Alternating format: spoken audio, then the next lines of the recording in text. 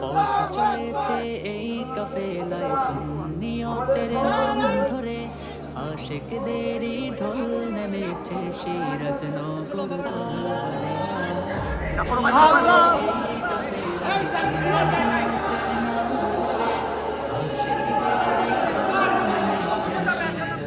সমাজের পক্ষ থেকে আন্তরিক ধন্যবাদ এবং মুবারকবাদ জানিয়ে আমার ইতিমধ্যে আমাদের মাঝে উপস্থিত হয়েছেন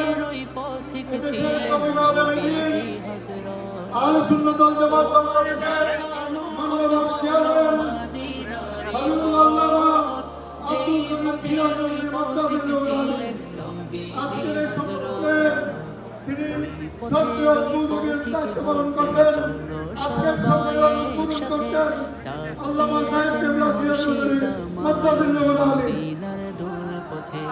ওই পথের ওই পথিকে বলতে চলো সবার সাথে, ডাক দিয়েছে মুর্শিদ মদিনার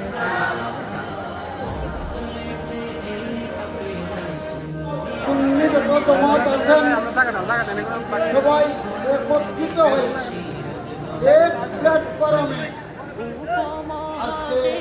তুমি সুন্নিয়তের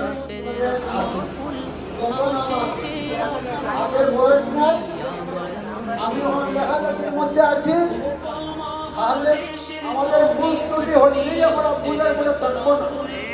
তাদের মাধ্যমে আমরা সব আকিদা বিশ্বে আকিদা রাখিয়া আমরা একত্রিত হয়ে অরাজনৈতিকভাবে সুন্নি আকিদা প্রচার করার জন্য আমাদের কারণ রাজনীতিতে গেলে আমাদের অসুবিধা আছে।